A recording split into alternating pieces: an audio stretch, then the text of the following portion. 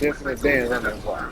2019 BMW i8, $60 for last month, and the month before that, you actually got paid to play hard. You can basically do that same exact thing with any supercar or even any regular car. Welcome to my BMW i8 for safety, because I'm on first. What's good, guys? It's your boy Mia has a hope y'all are doing well. In this video, we're going to be talking about the more private gas car, but this one could show you low price that are you getting paid to drive the car. I found out how much these people are actually making for owning some of these cars. I was shocked. So we'll have to get into the numbers and go over exactly how much these guys make. But I also want to go over a couple of different methods that you can use because there's not just one way that you can go about this. Now, right after that, I want to clarify this is not BMW. I'm not going to pull a fake but you guys didn't say that. If I might wasn't pulling a course with your program, you basically buy one of these, like I did in the games. Here in my garage, just bought this new i8 here.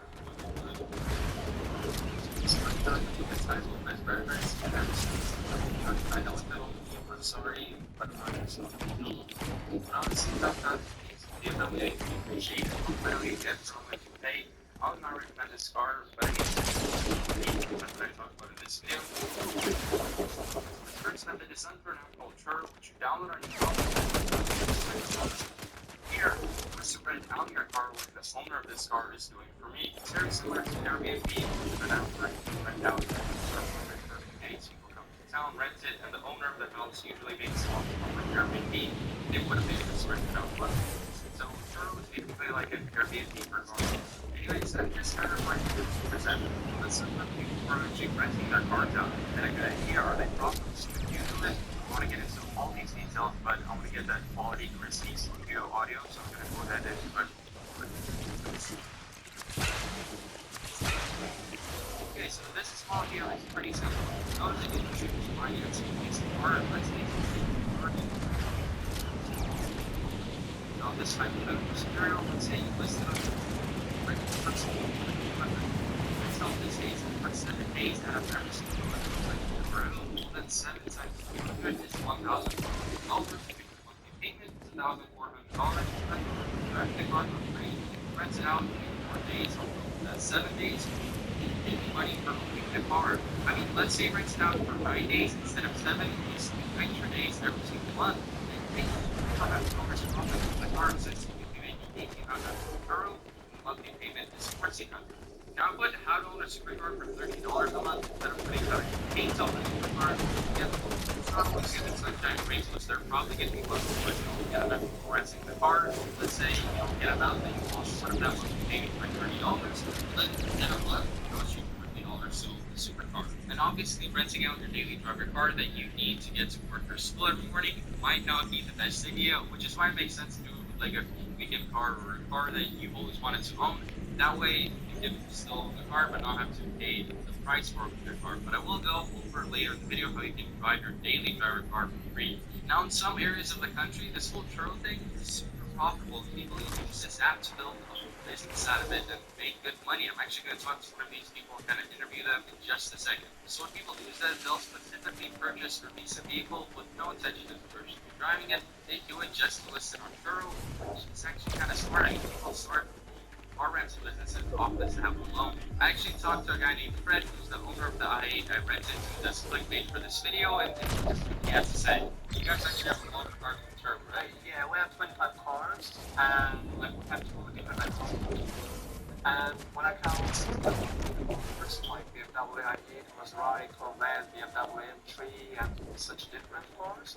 And the other account that we have, it's like regular cars like the Camrys, Honda Civic, Fords, like what kind of car do you need? So like he said, they actually have an account for luxury cars and regular cars, and I talked to him a little bit off camera, and he told me that yeah, you can obviously make a lot of money with luxury cars because people are willing to pay a lot for them, but people usually rent it for like a day or two to go out and flex and whatnot. Whereas with the regular cars, I mean, somebody comes into town for work for a couple of weeks, they might rent the car for the whole 2 weeks, which is obviously going to make a lot of money. So you can make money with both regular and luxury cars. Now, personally, I hear about renting out a vehicle, and my immediate thought, my immediate concern is that what happens when somebody crashes the car?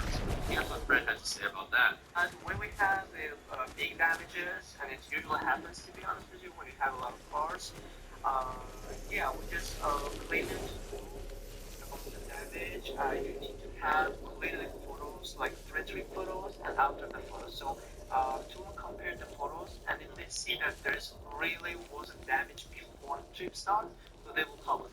Okay, so what he's talking about here is the fact that before every single time that you rent your car out on Turo, you actually take a bunch of pictures of the Turo app, and they also take pictures of it, and then compare the pictures. If there's some significant damage, the owner can request Turo to pay for the damage. Now, Turo is obviously not paying people out for the damage of their cars out of the goodness of their heart.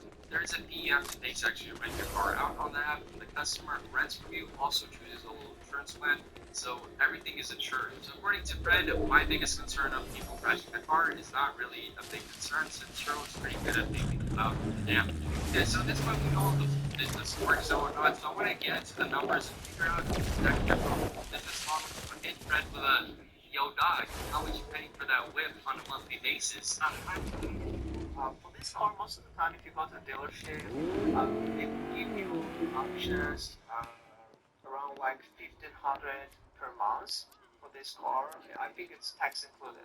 So, but I pay only 1,000 for this car. Like people don't even believe me. Some of the folks who do the cars. But what I want to say, I have a good relationship with the dealers. I don't have to wait. Now, like, and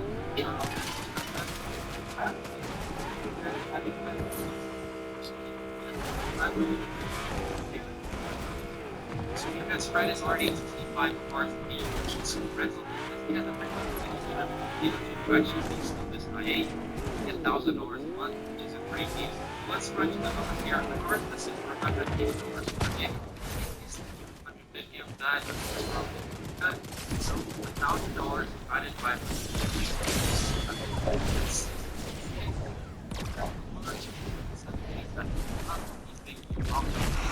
really investing back in here every single day after those 7 days. They price the car out is $150. Price it out for days after 7. It's far low. Now, countering the fact that yes, you might work listed on Turo, you can understand why it's scratch. Like, you don't have to get custom.